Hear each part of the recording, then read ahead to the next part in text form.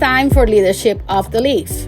Great leaders smoke great cigars. Now, in their fourth season, Austin and Dice are back with more leadership advice and cigar knowledge to share. Grab a cigar and let's put some smoke in the air. Welcome to another episode of Leadership of the Leaf. My name's Austin. Hi, Dice. What's up, Austin? Hey, Austin. Glenn. Hey. I'm Dice. Yeah. I do. Yeah. I do know you. You know me. I know. My name's Dice. You know me. Yes. I'm positive. Well, I'm glad one of us is positive.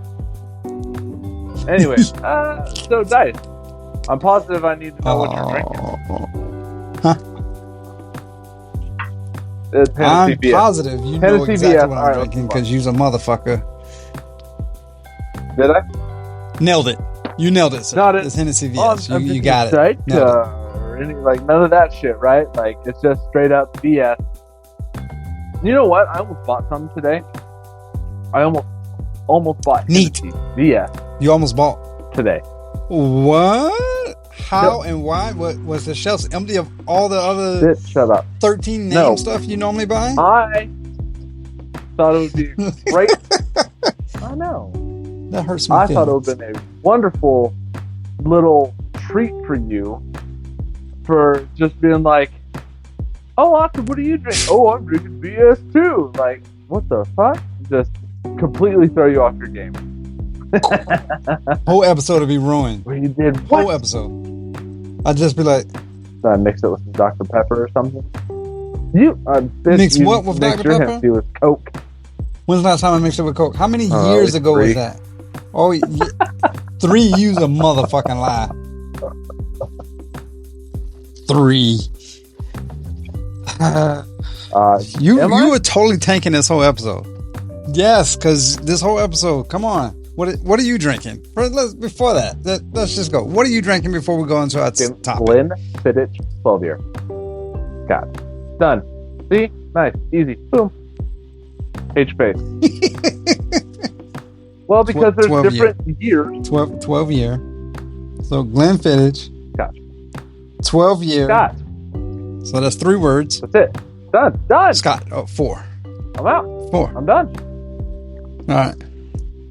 Oh. How many words is mine? Hennessy. Mine's only 1 word and a couple of letters. 3. See, I'm only 2 more.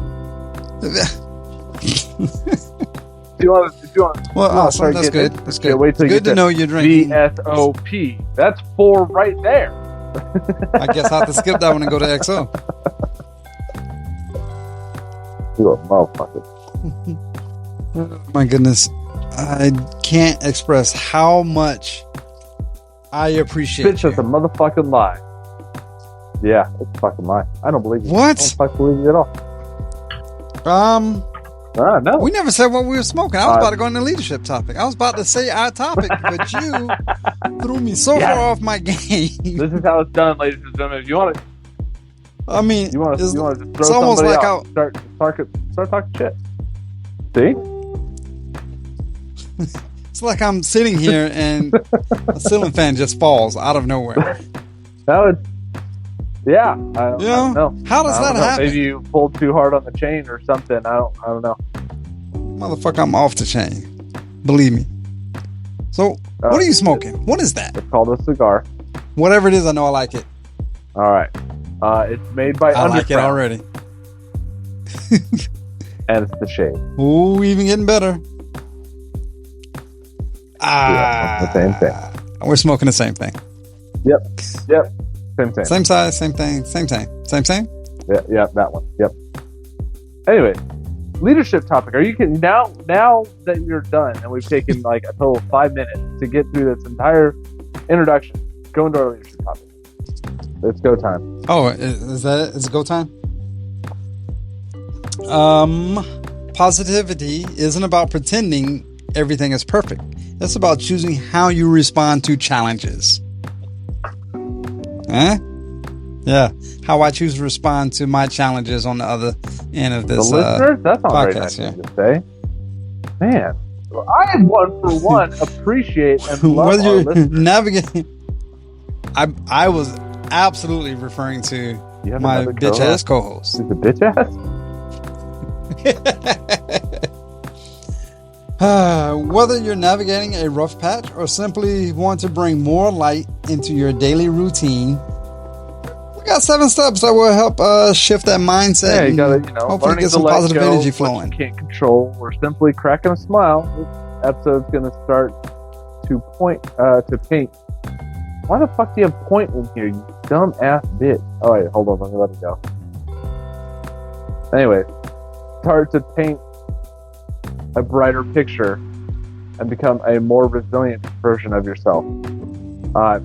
No. You okay? You good? No. I'm in pain. I have to look at you. I'm in pain. It's okay, because what we're going to do is we're going to unpack some negativity. We're going to unpack more positive throughout this episode. Because you have to understand negativity before we can jump into positivity. We'll start with the dark before we go to the light. All right. Okay. Identify what we want to get rid of.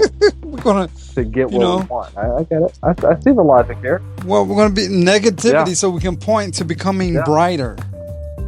Like brighter, more resilient versions of ourselves. Yes. One thing I know, and it affects, and we've seen it affect firsthand. Negativity in the workplace can manifest as poor performance, lack of teamwork, resistance to change, which we definitely seen, and generally just that old shitty negative attitude. Pants Polly over there fucking won't shut the hell up. Did you piss past Polly? Oh, kicking the cankles, Kyle. You don't like that one? Fuck, man, piss past Polly. Somebody's who listens to the show is gonna come in and start calling the coworker piss pants Polly. They're gonna blame it on me. It's fine. Be like, yeah. And her name is actually Polly. This is Karen. Anyway, all right. Yeah, we've totally seen all of that. Usually these are the people that they come in and it doesn't matter. You could be like, hey, we only have to work like a half shift today, and they're like, I bet they're gonna want the same amount of work, and that's then that same half shift. This is fucking bullshit. I can't believe it. And you're like, no, like we just have to. We're gonna fucking like take out the trash and then have a barbecue, and then we're just gonna go home. Like that's the entire day. Like, I wasn't fucking hired to take out trash. It's bullshit. Fucking knew they'd get us to. They're gonna. Yeah. Force us to stay at the barbecue. From various sources like unclear expectation, communication gap, for personal challenges. You got to address negativity. Dice is over here playing our drinking game because I said the C word. No. Oh, right. And it wasn't cunt. Addressing negativity requires understanding its root causes, promoting open communication, and fostering a positive and supportive environment. Might be a little... man, we are so fucked. I'm gonna be toasty. Yeah, I'm gonna be toasty, man. Oh, and we're gonna be able to finish the episode. It would be like near the end, you guys started slurring, and I think one actually puked. Season 1.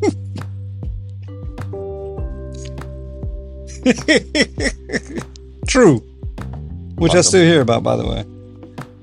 But yeah, so exactly.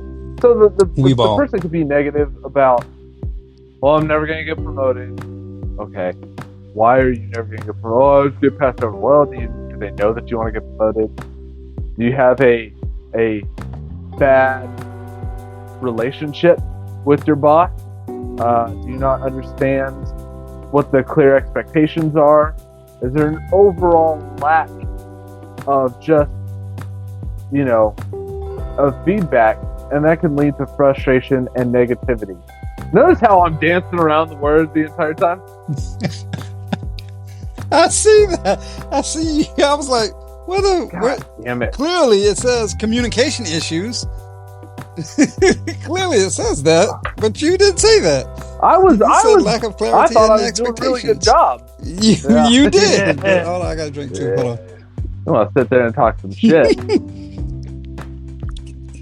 I might Good thing I brought out the bottle. Just opened it. It's gonna be empty after this episode. There's also negativity could come from workload imbalances. Like overwhelming workloads, unrealistic deadlines, lack of support can contribute to stress and negativity. And I see that a lot too, because I know, especially you, I've seen it, where it's like you and the other guy was doing majority of the work, where the other three was just like BSing around and fucking playing grab ass. It's like, hey, reason why I'm negative is because I got to do your fucking work because you're over there playing fucking grab ass with your boyfriend. I want to put a little caveat here real quick, because overwhelming workload, if that's you and you're just negative about it, like, I gotta fucking do Tim and Sally's fucking work because they're useless, communicate that to your boss. I did throughout it. Now I'm just gonna fucking say it every time I get a chance. Talk to your boss and let that person know. No, right? Because if you're like, hey, I'm just overwhelmed with work, that can, that will help stop the negativity. But like, I get overwhelming amounts of work, but I want to put a caveat there of like, if you're just sitting in overwhelming amounts of workloads or unrealistic deadlines and whatever, yeah, I can totally understand being fucking negative. Like that shit sucks. But then again, if you have leadership concerns like, micromanager leadership or favoritism or lack of recognition or, poor leadership in general, those can create a negative work environment. You ever fucking been overwhelmed with work, carrying the load of, 3 other people, and then your boss doesn't even give you a fucking, hey, employee of the month, buddy, or hey, here's a parking spot, or anything like that? Nothing? You just get fucking shit on even more? That makes you fucking feel great. Yeah, like the boss takes the credit of what you did. Yeah, doesn't even recognize anything. It gives the credit to the people you're covering.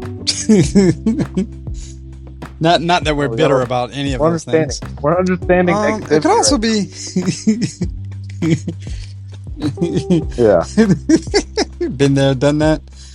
It could also be personal challenges that can create negativity. Individuals' struggles, stress outside of work, lack of work-life balance can also impact the employee's mood and behavior at work. I'm not seeing my kid as often as I would like.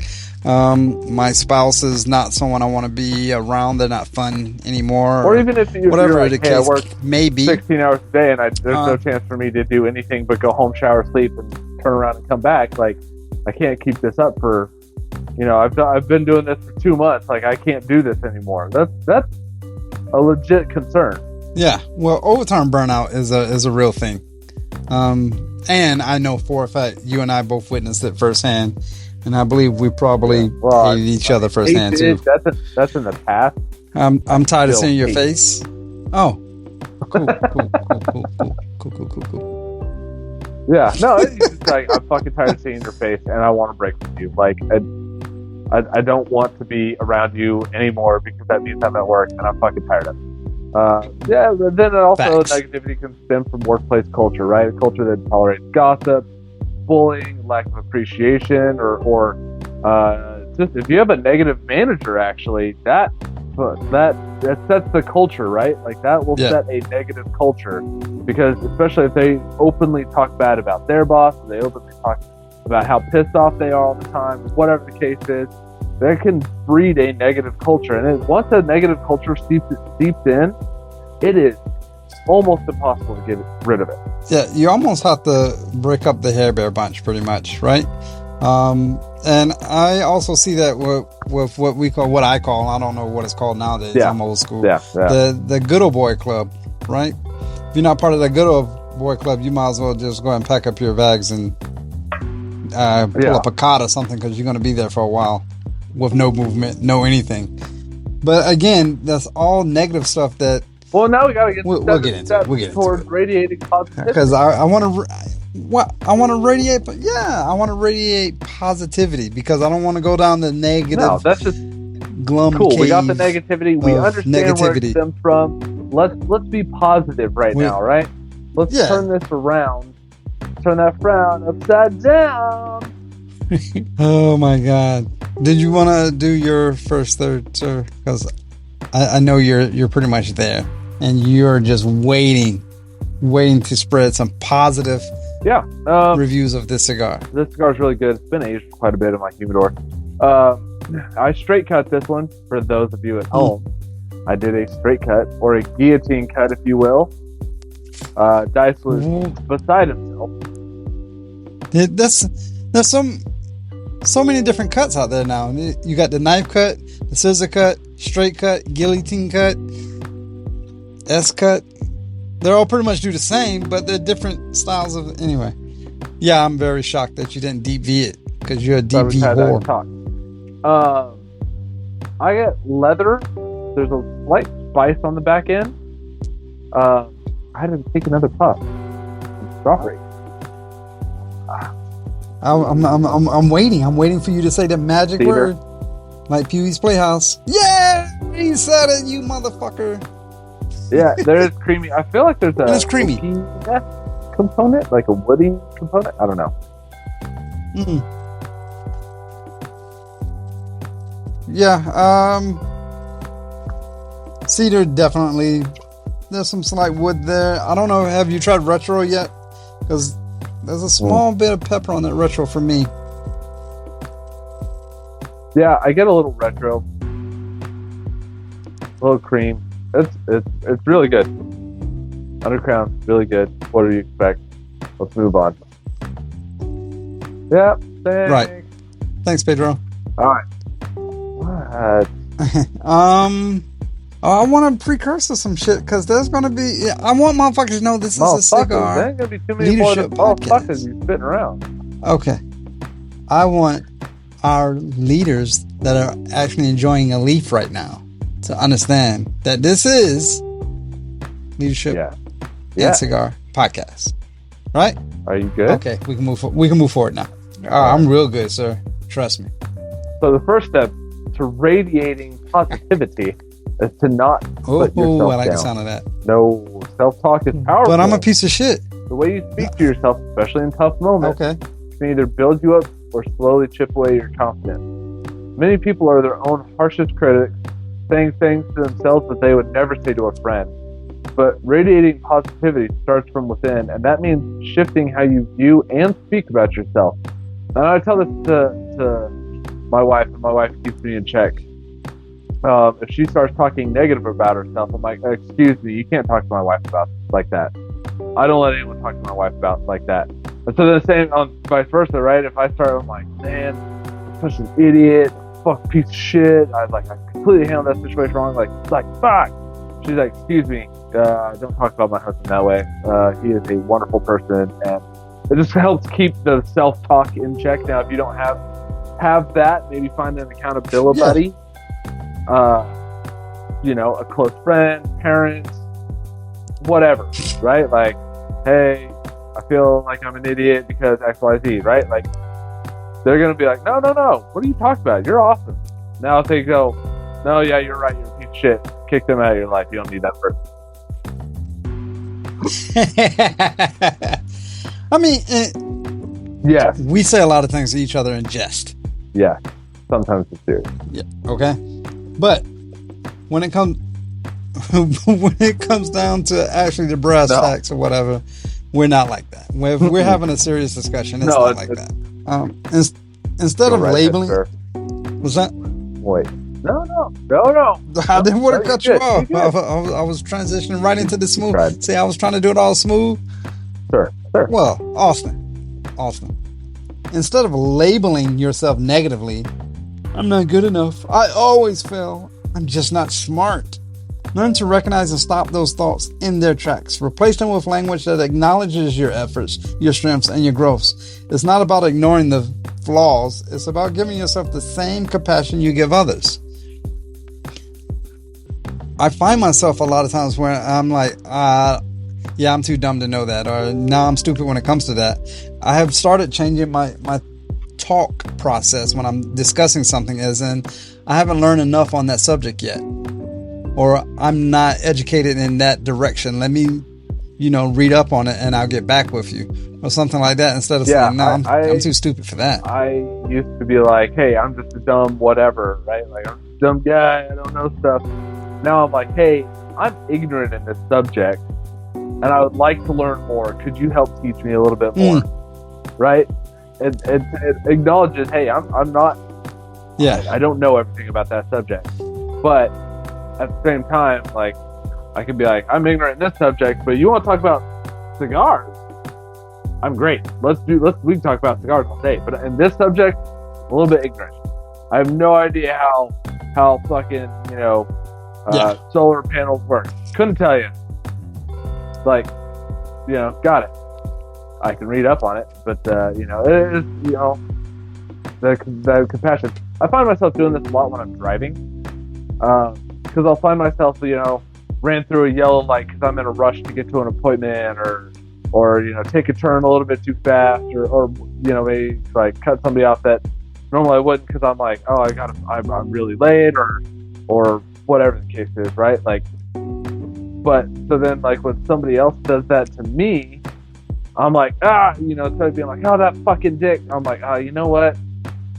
Maybe they're running late. Maybe they have somewhere to be. Maybe they're having a medical emergency. I don't know. I got to give them compassion, just like I would ration it out with myself. So it's the same kind of thing. I'm trying to not be negative towards that individual, right? Just like I try to, keep myself from having that cycle of self-talk, like that negative self-talk that creates a cycle of doubt, low energy, and fear. And over time it becomes your default lens, right? Like we just default to the negative all the time. But when you speak kindly to yourself, you create space for confidence, clarity, joy, and it's naturally going to spill over to how you treat others. Like if you say, hey, maybe I'm not the best, but I am really good at this. Like I can't produce a widget B like Tommy can, but I'm pretty fucking good at it. And I can get up to, he's doing 200% of the standard. I can get to like 175 of the standard. Like that's pretty fucking solid. That's better than half these other jokers. So maybe I'm not the best, but I am damn good at it. And then you start building that confidence. You're like, yeah, you know what? I bet a little bit, if I learn from him a little bit, I can beat him too. So, you just start that positive self-talk.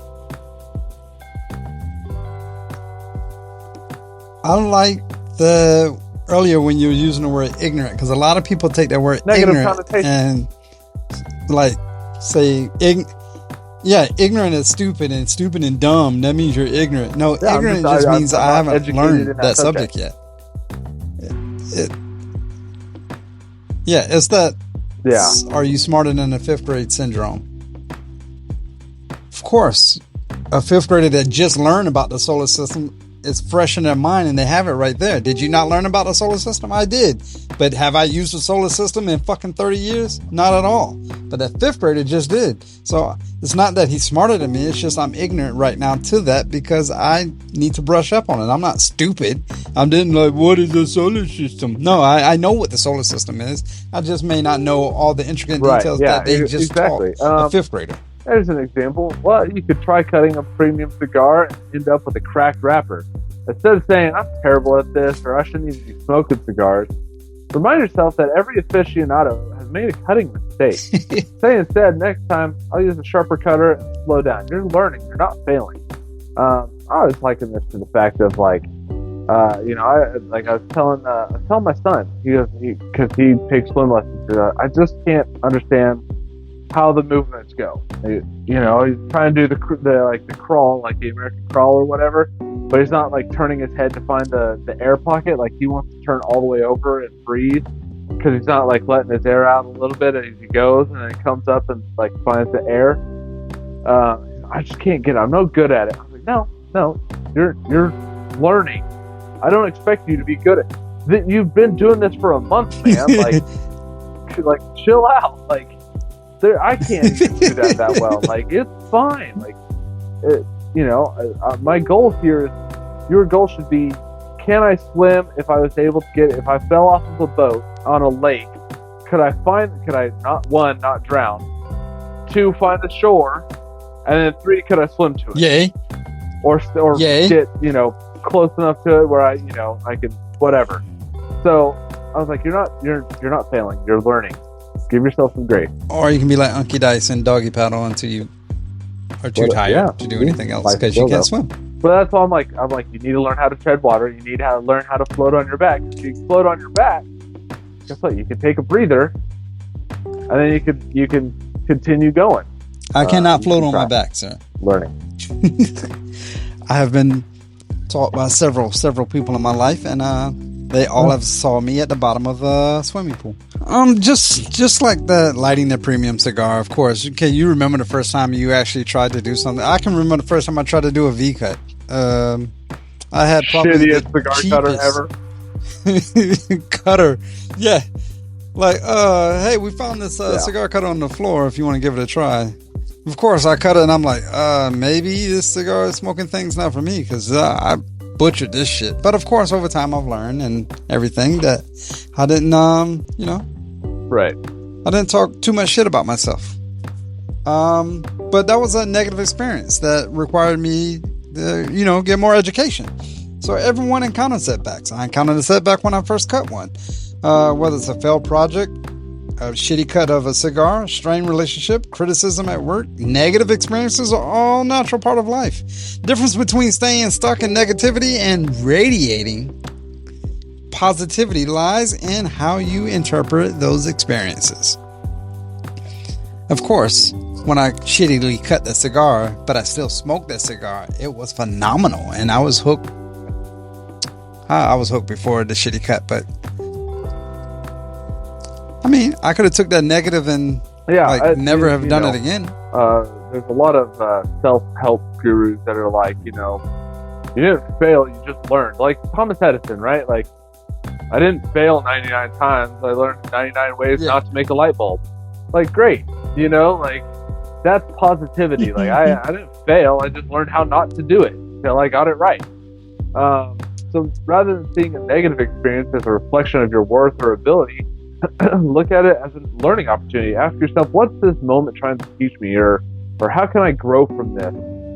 This shift in perspective doesn't erase the difficulty at all. Still sucks that you're going through it, but it empowers you to use it constructively. I didn't get promoted at work, so what do I need to take from that moment? What do I need to learn? What did I do or not do that didn't set me up for success? Fuck right? this job. Okay, that's where going and asking for feedback is. That's where, deep self-reflection, taking a long look at that person you see standing in the mirror. Be honest with yourself. Did you really do everything that you could have done to get that promotion? Did you honestly do everything? And you got passed over? Most likely the answer is no, because we all were human, right? Man, I could have stayed late. Yeah, I felt like I did. Well, I felt like I did. You took every other Friday off. I don't know what you want from me. Nope. Oh, they didn't like that? How that works. So when you treat setbacks as stepping stones instead of stumbling blocks, you'll reduce fear, you'll increase that resilience, and you'll build that confidence in yourself. Positivity isn't the absence of problems. It's the belief that you can handle them and grow stronger in the progress. And that, I believe, is Mambo mentality. Not Mambo number 5. Mambo. Yes, I'm pretty. Are you trying to refer to Kobe mentality? The Mamba? Yeah, that one. There's an A at the end there. Mambo. Black Mamba. Black Mamba. I'm just trying to make sure. I hate you so much. You're learning from it. The Black Mamba. Black Mamba mentality, right? Where he's practicing. He practices until he's not practicing to get better. He's practicing to stay proficient. Yeah, I mean, there's I've said this quote before, and there's the retired Air Force Chief Colon Lopez. He was a enlisted advisor to the chairman of the Joint Chiefs of Staff, and he said, amateurs practice until they get it right. Professionals practice until they cannot get it wrong. Yeah. Yeah, and that's the area I love that mentality because it's true, right? But if you get it right 99 times out of 100, guess what? You still got it wrong one time. So learn. What did you do wrong in that time? Did you go too fast? Did you go out of order? Did you try something new? Like, you know what I mean? What's that one time? Learn from it. Yeah. If you you light a cigar and realize halfway through the draw's too tight and it's tunneling, rather than getting frustrated and throwing it out and saying this cigar fucking sucks, Use the experience to learn about proper humidification, or how to massage the cigar to gently open the draw, or how to use the draw tool. Every pour burn teaches you more about proper storage and technique. That shift turns a moment of discomfort into one of development, and you walk away better equipped in the future. There's been several times where, you've heard us say on this podcast, yeah, it's not burning right. It could be my humidification. It's just weird. Or it could be the wind or the environment I'm smoking in, or whatever the case is. We put out all these different things before just going, I fucking suck. Obviously, this cigar thing isn't for me. Because there's a lot of times where we have perfect burn lines, perfect draws, and yes, no issue. Like now. So it's like, okay, let's remember some of the positive before we just jump down the negative side. That's where I learned, like, biting a little bit. Like, if it's a somewhat hard draw and doesn't require poker and all that stuff, just biting at the foot with my teeth just a little bit, not crunch down on it like I'm eating fucking potato chips, but just enough like you're lightly nibbling on your woman's ear, and you bite just gently. It opens up the airwaves some. You like that mouthfeel? You okay? Yeah, you good? All right. Yeah, I do. Right, so much good. So that let's take a break. When we come back, let's talk about our second third, huh?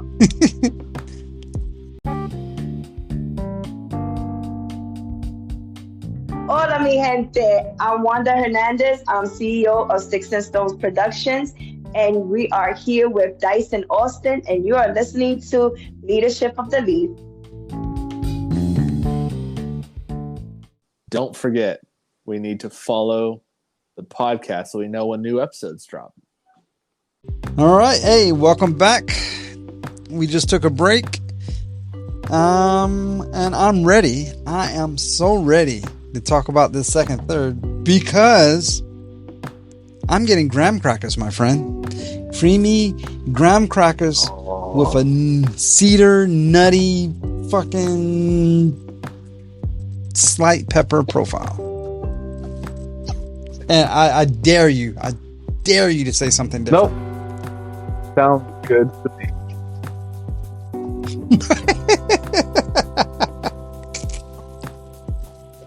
I had time to assess the situation, coach. Yeah. Very positive that you were right. Very positive.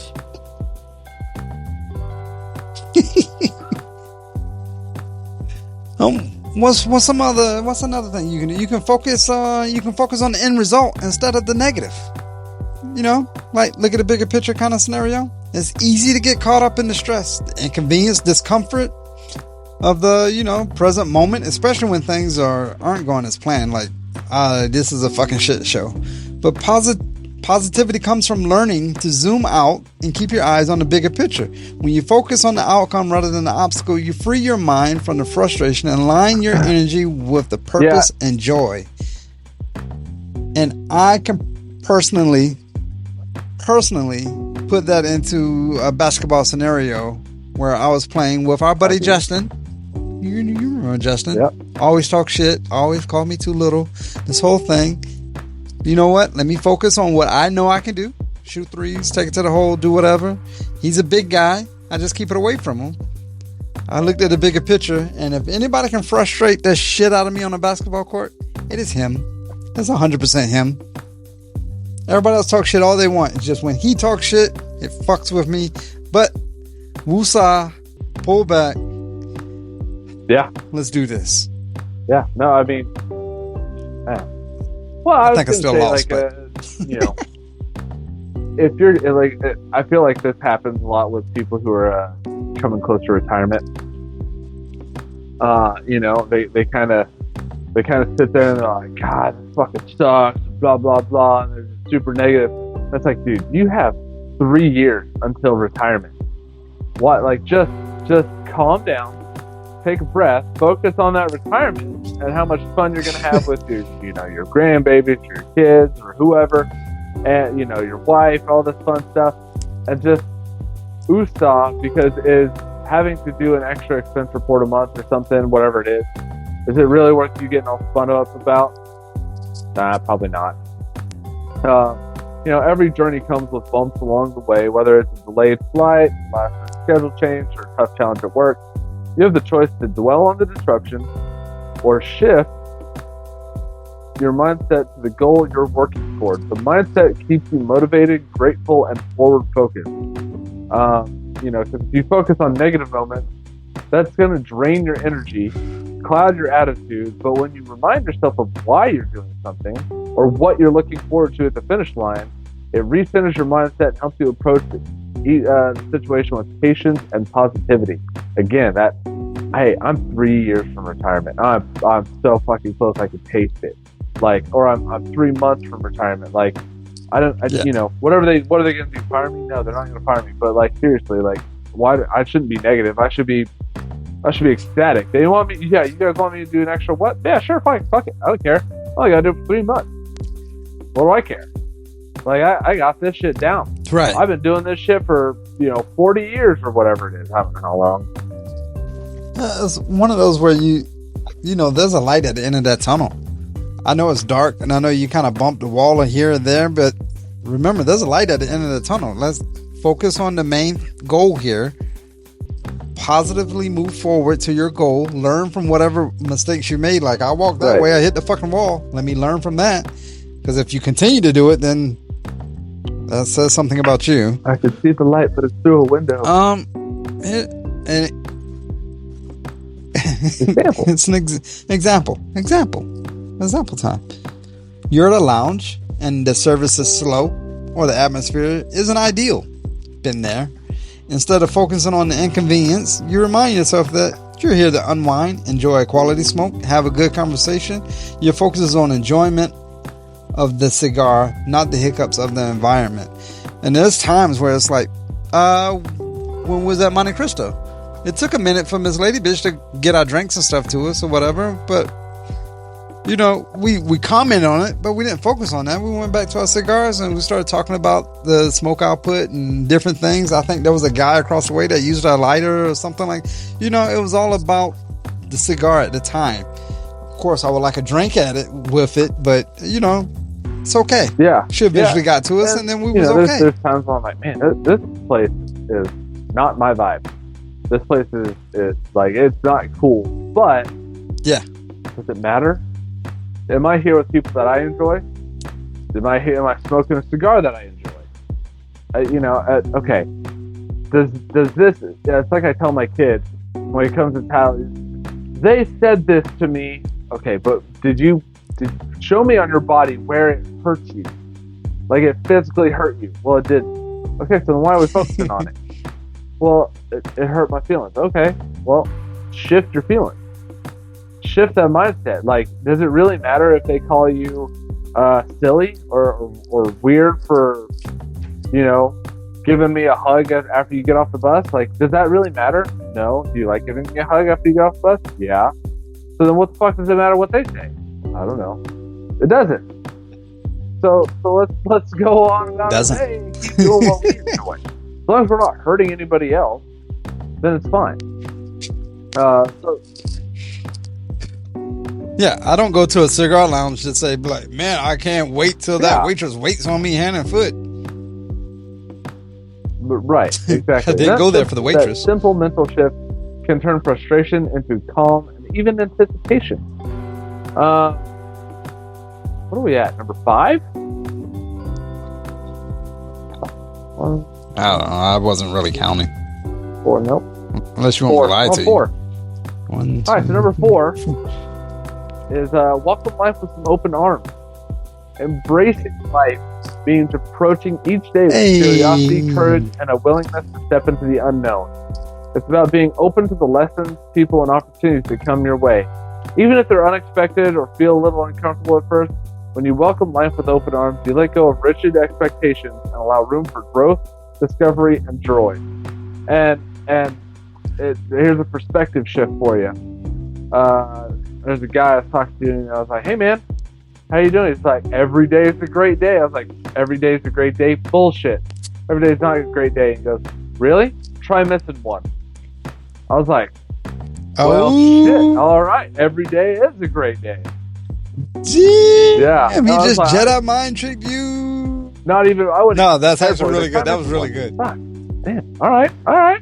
Okay. Fair enough. Yeah. And I was just like, I see okay. you, mofo. So it's definitely one of those like, oh, that's a perspective shift. Yeah, for your ass. When it comes to like being open doesn't mean saying yes to everything without, without saying, wait, what?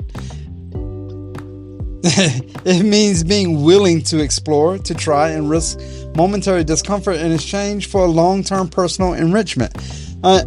And I actually got this a few times with new cigar smokers, because I know you haven't introduced a lot. I've actually introduced quite a few people to cigar smoking, and it's a little. Yeah, I mean, you can even go back to the first time you ever walked into a real cigar humidor. Overwhelming. A little intimidating. It's like this is some discomfort right now because I don't want to look like a loser, Bob.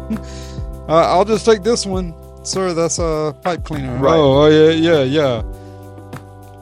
So I mean, just stepping out, just a little bit of discomfort. You gotta say yes to new experiences, even if they're outside your comfort zone. Maybe you never led a meeting at work, but you're offered the chance to run a team project. Accept it. Me and the wife, I've instilled this we've tried to instill this in our son. Like I'll drive somewhere and I don't use. So not all the time will I use GPS to get where I'm going. Or if I do and I take a wrong turn, my son's like, "Where are we? Are we lost?" I'm like, "Yep." But guess what? It's an adventure. I was like, "Let's see if we find something new. Maybe we find something cool." And more often than not, like there's a view, and I'm like, "Damn, that is a cool view. Like that, isn't that gorgeous? Yeah, this is cool." I'm like, "We wouldn't have got that if we got lost." Oh, shit! I didn't think about that. So getting lost, a bad thing, turned into this really awesome, gorgeous view that we wouldn't have gotten to see. Oh, that's really cool. It's just that trying to set his mindset like, hey, it's a new experience. It's an adventure. Am I lost? Could I dwell on that? Oh my God, I can't believe I'm lost. Yeah. But I can also just easily say, it's an adventure, and let's see what comes out of it. Yeah. We'll get home eventually, I promise. There, I promise.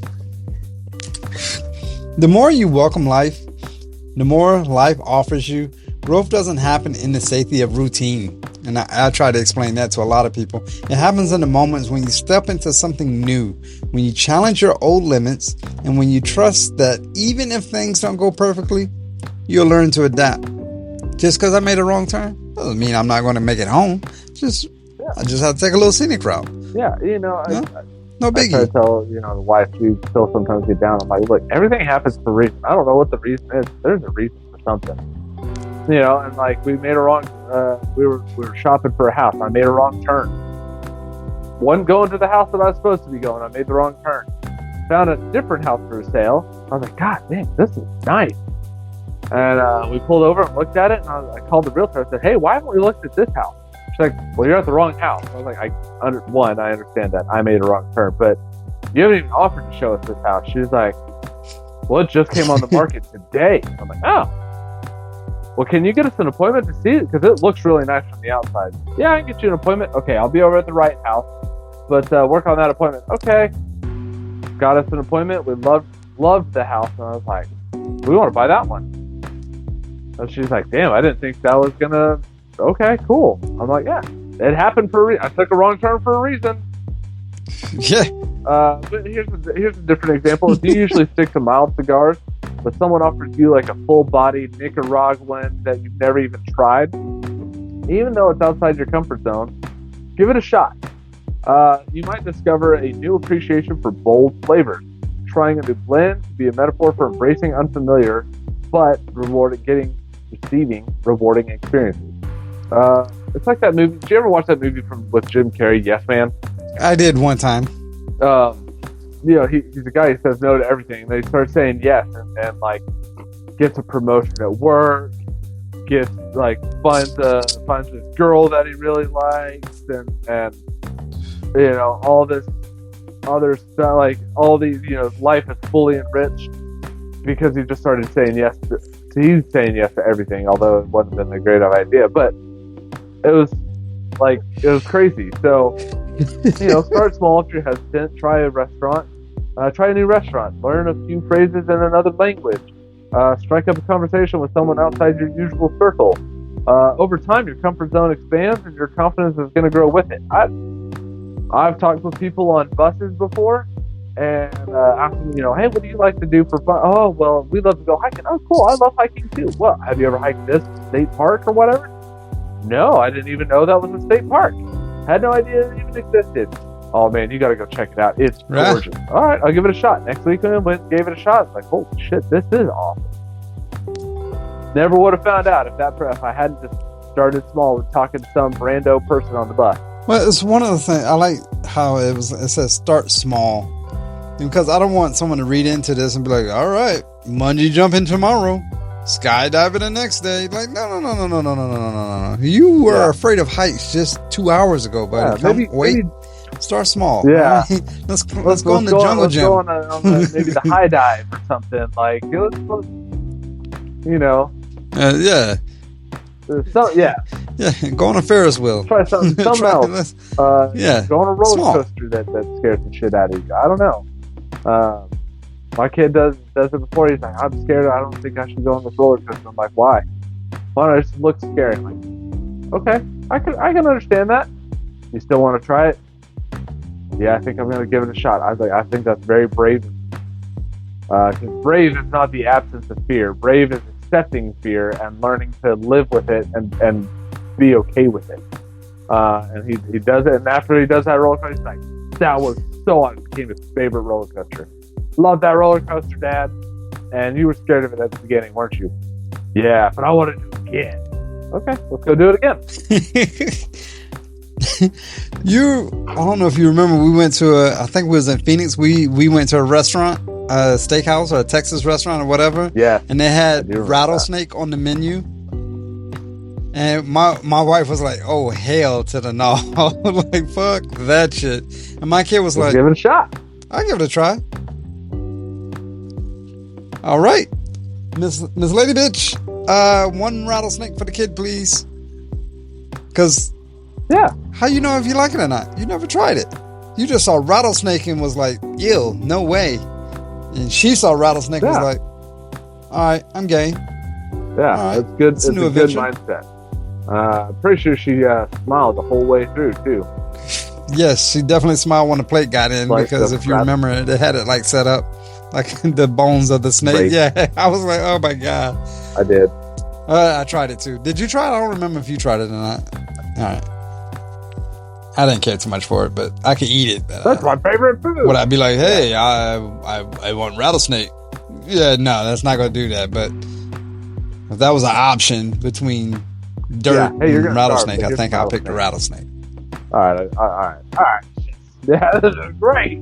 Delicious. Yeah. But you're right. She did smile the whole time. Is one of the simplest yet most powerful tools we have for spreading positivity. It costs nothing. It takes only a second. It can completely change the energy in a room.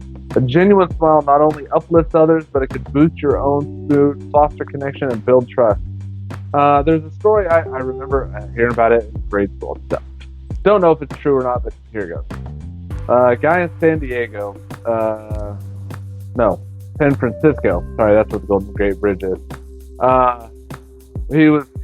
He decided that day, I'm going to kill myself unless one person smiles at me on the way to the Golden Gate Bridge where I'm going to jump off. And not a single person smiled, and they ended up jumping off or whatever. But I'm like, nobody smiled. Not one single person looked up, caught his eye, and goes, hey, nothing. I was like, damn, that's ridiculous. Like, I always, hey, you doing all right? Like, I see people all the time walking in and out of buildings, and I smile. Hey, how you doing? Oh, I'm good, man. Thanks for asking. Yep. Do I give two shits? Hell no. But it makes them feel good. Makes me feel good that maybe I brightened somebody's day. Yeah. You never know. Oh, and it's also disarming. I don't know if you noticed that. Yeah. Smiling sends a nonverbal message of openness, kindness, approachability. In stressful environments or moments of uncertainty, something as simple as a smile can be a quiet but powerful way to say, you know what, it's okay. We got this. We can do it. I generally try to start my day when I walk into work, because I go to different places often. Well, smile. I could have the shittiest day in the world. There's so many times people are like, I had no idea you was going through anything. Like, that's because I always come to work with a smile on my face, because I want everyone to have a positive outlook on what today is going to bring. I don't want to be that weirdo guy who was like, case of the Mondays. I don't want to be that guy, but you know, a nice genuine smile will disarm a lot of negativity. Yeah, somebody could be coming at you like all sorts of pissed off, and you just, hey boss, you all right? No. Oh, what can I do to make your day better? And it's just kind of, usually it's like, well, stuff can get turned in on time. Oh, all right. What do I need to, how can I help? What can I do to fix this problem? Wipe that smile off your fucking face. It's not going to happen. Smiling activates neural pathways in your brain to trigger feelings of happiness and relaxation. It's contagious. Others often smile back without even realizing it. This ripple effect can improve group morale, promote teamwork, and reduce anxiety in both personal and professional settings. You know, there's always these, you watch these movies or TV shows of like, you know, Army or Navy or SEALs or whatever, and they're all going through some shit, right? And they're like, oh God. And then you know they're going into a shitty situation. But they're always laughing and joking right beforehand. Man, that's because, like, if they don't, that means they're just going to focus on the negativity of whatever they're getting ready to come up against. But if they're sitting there laughing, joking, and smoking, having a good old time, well, you know, it puts them at ease, could, you know, puts them in a little bit better mood. They tend to have a more positive outlook on life. It's one of those things, like, if you're at a cigar lounge and you notice someone sitting alone, looking unsure, you know, you smile. Raise your cigar slightly as a gesture, like, hey, we smoking the same thing, motherfuckers. And then nod back. Normally they nod back. The small moment breaks that ice. It opens the door for conversation. It creates that welcoming vibe in a room. And the smile sets the tone, whether you're lighting up or leading a room at a, you know, a fucking business meeting or something like that. There's a number of times we have walked into cigar lounges and, you know, that guy sitting on the phone in the corner, all you see is the shine of his phone in his face, and we kind of make eye contact and kind of nod up your cigar to him, and he's like, we're here for the same thing. We're brothers of the leaf. And every now and again, we'll start a conversation with that guy. Sometimes, you know, sitting across the bar from somebody, you just see them all pouty and looking in their drink or whatever, and they look up, and they see you. And I cheers them. Hey, bud, cheers. We're here. We're here, and we're above ground, man. Yeah. And it's like, yeah, I guess, but, you know. It's not, whatever is going on in your life, I bet you it's going to pass eventually. You're right. Well, we're here having a nice cold one, aren't we? Yeah, You're right. And the next thing you know, their whole demeanor just softens. They kind of, their shoulders drop. They relax, and you're like, oh, got him. He's better now. Look at that. That guy's feeling better.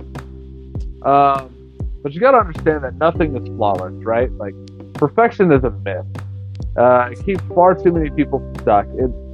We often hold ourselves back, waiting for the right time, perfect conditions, or to feel fully ready. But in reality, nothing in life is ever flawless. Projects will have rough edges, plans will shift, mistakes are going to happen. That's not failure, that's growth in motion. I like to quote, perfect is the enemy of good. So if you're sitting there and you're like, I got to get it perfect and perfect and perfect, and you're going to spend 6 months trying to get something perfect, you're never, ever going to get it perfect, because the minute you think you have it perfect and you go show somebody, and you're like, look, boss, perfect project, I'm done. They're going to look through it and be like, you missed a plus sign here. Motherfucker! Like, you know what I mean? But if you do it, it's like, man, hey, boss, I'm pretty sure this is like, I got this good enough. Like, hey, here you go. And it's like, oh yeah, this looks great. Oh, here's a plus sign that you missed. Shit, man. Hey, thanks for double checking my work. Boop. All right, that fixed everything. Everything else, it looks great now.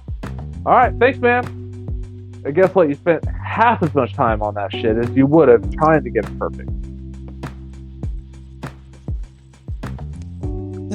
It's like when you understand and accept that nothing is flawless, you give yourself permission to start, to experiment, and to move forward without the weight of unrealistic expectations. And I remember training you. I didn't want things perfect. I wanted good. I wanted by the book, textbook, good. Your perfection, it'll come later down the line. I need you to put blocks A, B, and C together first. Then you'll figure out how to get them perfectly aligned, how to make everything fucking amazing every single time. But step one is, I just need A, B, and C.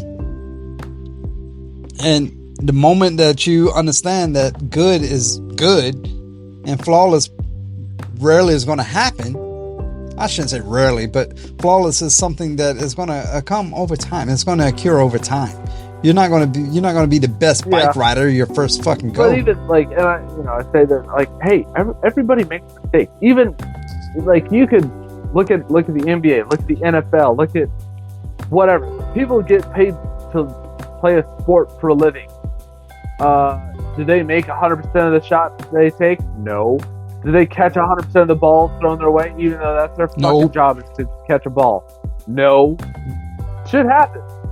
Yeah, like that's your only fucking job. Shit happens. Nobody's perfect.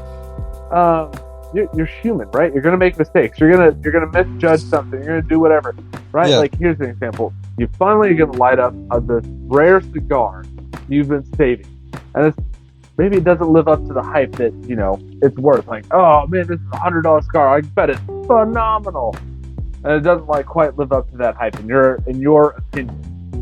Instead of being disappointed, accept that not every cigar experience is going to be perfect. Sometimes it's about the moment, not just the stick, and even a flawed smoke can make for a great memory with the right people. Right. Yeah, there's been times. I'm like, this cigar is shit. That I will not buy this cigar again. But we're back at Tobacco Leaf or whatever. I'm like, everybody's just cutting up. This dude is clowning that guy. They're passing a bottle around. This is enjoyable. Fuck this cigar. This is enjoyable. Yeah. But I'm glad I got the cigar because I know now that it's not what I thought it was going to be. Chasing perfection can become a form of procrastination, right? Perfection is the enemy of good. When you shift your mindset to embrace progress over perfection, you build momentum. You learn to improve. You gain confidence along the way. Real fulfillment doesn't come from a flawless outcome. It comes from the courage to begin and the resilience to keep going.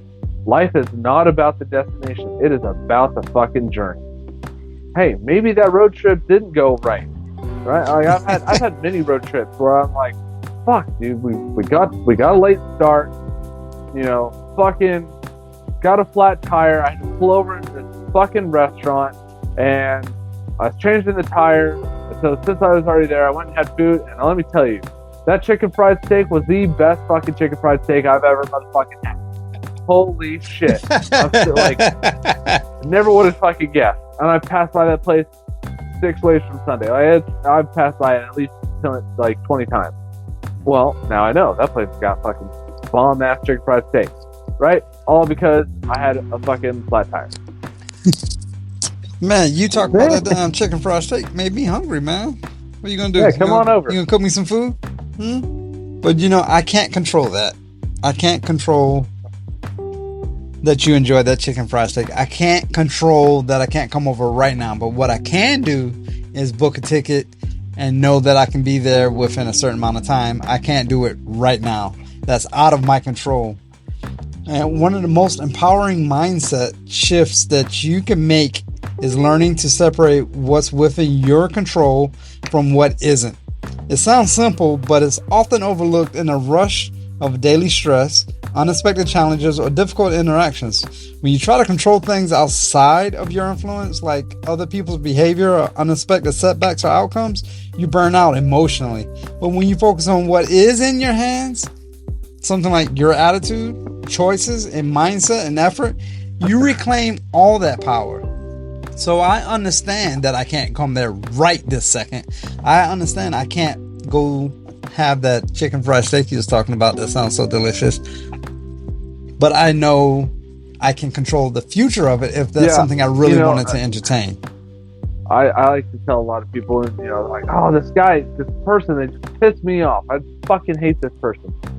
I'm like, so you're going to let this person that you apparently can't stand, they're going to have power over your mood, your thoughts, you're giving them that power. They don't have that power.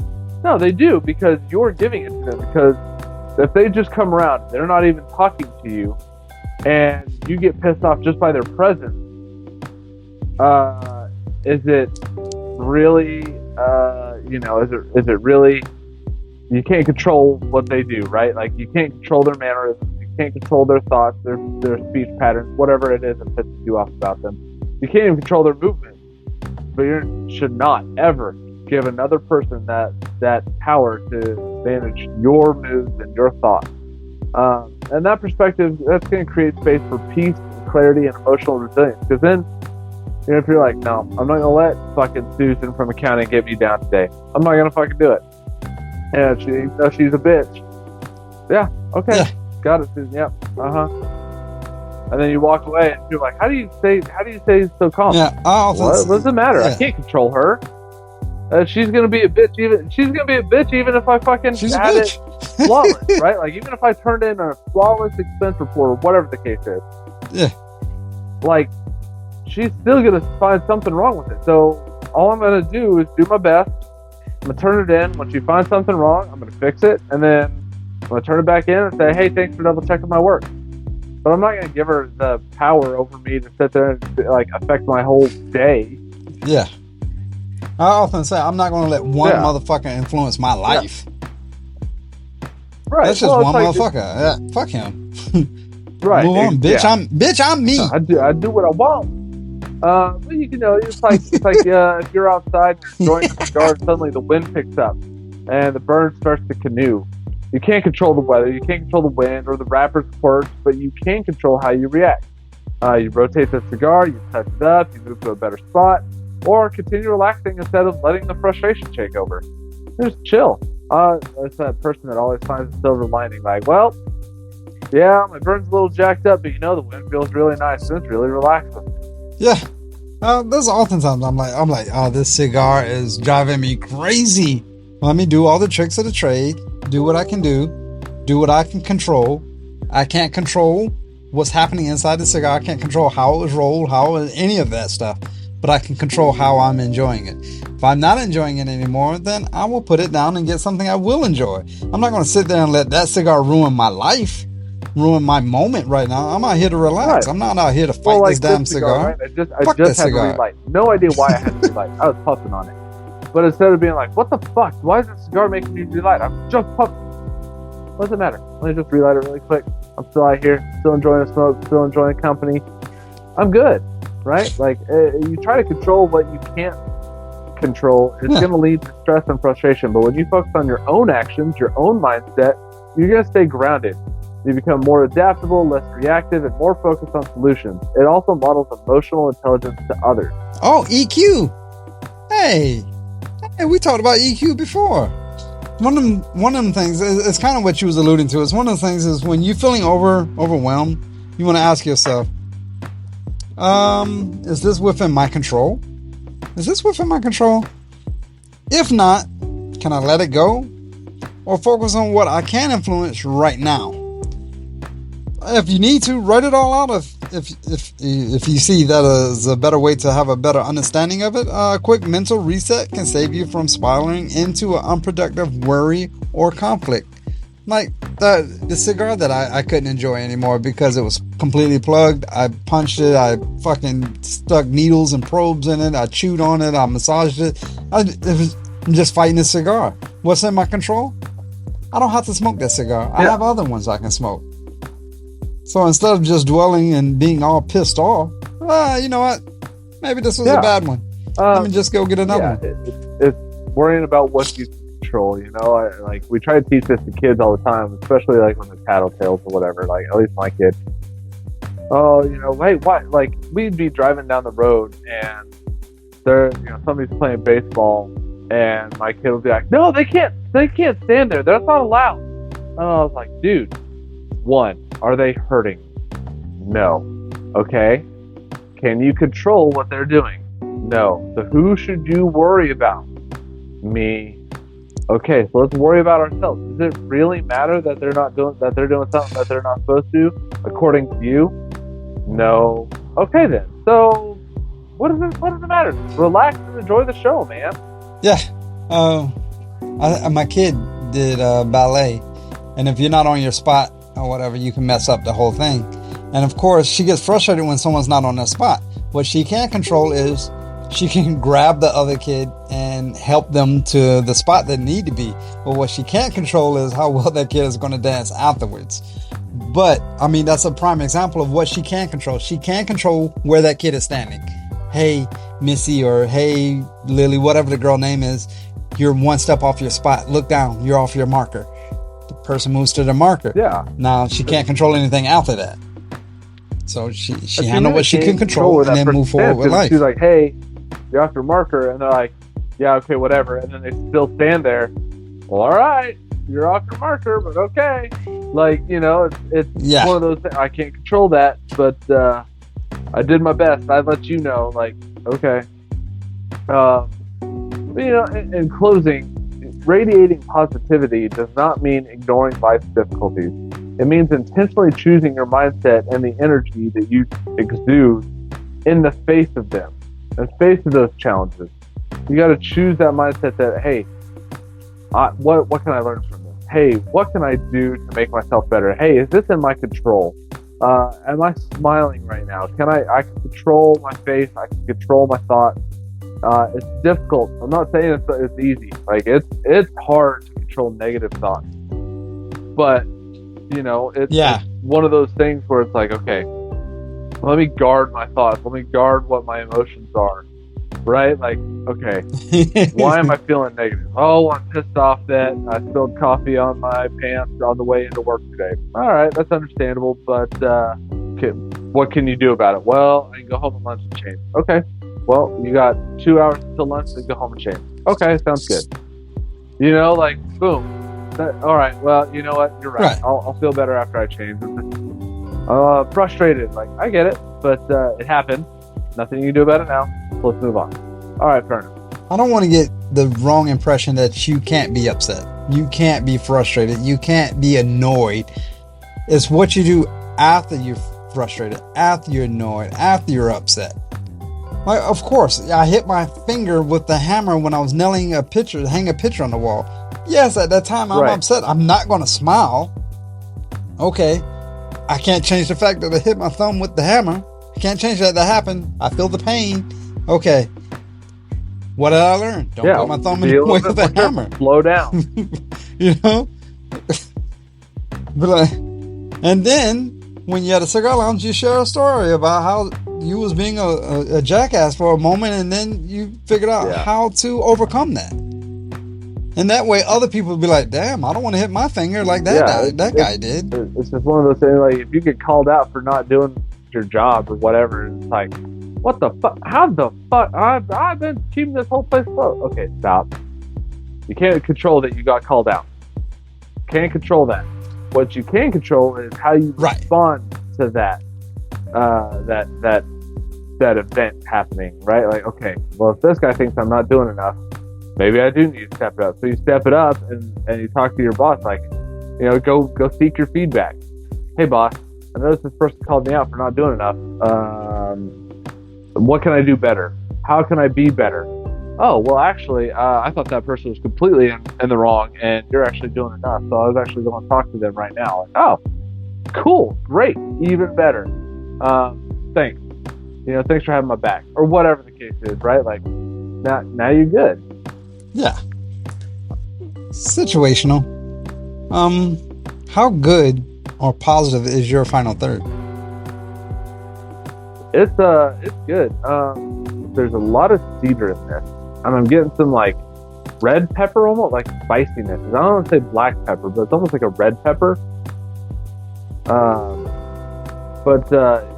Yeah, it's very good.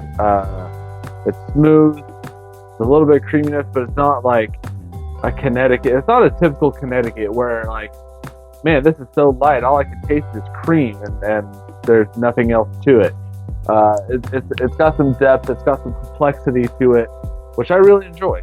Yeah, I was like, I don't want to call it a full body, because it's not a full body. Maybe like a mild bold. Yeah, mild to medium. Or maybe. bold mild. And let's go Yeah. Medium, a soft medium. I don't know. Whatever. Yeah, I agree with you. Whatever's in between medium and bold, because it's definitely not full. There's spots or moments of whatever. I'm like, oh, it's kind of medium, and then there's moments where I'm like, oh, that creaminess and all that. It makes it a little mild, and then it's like, but it's not mild. It's stronger than mild. So I'm actually enjoying it. I got a little bit of. You said red pepper. I did. For some reason, I'm getting a little coffee-ish to it, but I mean, that could be my mind playing tricks on me from my cognac. I'm not sure. We smoked this. This is one of our go-to smokes anyway. I thoroughly enjoy the cigar. I would wholeheartedly agree. So that leads to the question of single, 5-pack, or box worthy. It's time to answer the question. Is the cigar box worthy, 5-pack, or just 1 or 2? Look, it's kind of unfair because I know we smoked this on air before. I'm pretty confident we did. Of course, I have to look through the archives. But it's Underground. It's a shade. It's right up our alley. It's a go-to smoke for both of us. I would be amiss if you did not say box worthy, because I'm going to say box worthy, considering I have purchased a box. I agree. This is box worthy all day. I have another one. I have a Robusto in my humidor that I'm looking quite forward to smoking again. I will say I don't know if I like the size of this one, and maybe that's just me. But it's still very good. It really draws out the flavors. Like I said, it's a very complex cigar for being a lighter wrappered cigar, right? This is kind of goes against the adage of you can judge a cigar by its cover, and it's a light cigar, so it should be light, creamy, and Connecticut-ish. It's not that at all. But it's very, very good. Yeah. I highly recommend it. Wait, did we say the size? The size is Grand Toro? Did we say that? Or alluded to it. Yeah. But yeah, it's a Grand Toro. It's really good. I enjoy it. Have you smoked the same cigar as Flying Pig? No. I haven't either. I'm curious of that because I think the perfect size for this cigar is Robusto. I recommend Robusto all day long. I enjoyed this one too. I don't want to take anything from it, but I'm curious for the Flying Pig version of the same cigar. All right. Well, until next time, I'm Austin. And great leaders smoke great cigars. Facts. Thank you for listening to Leadership of the Leaf. The comments and opinions expressed by the host and guests does not reflect the opinions of those that broadcast this show, nor does it reflect any of our affiliates.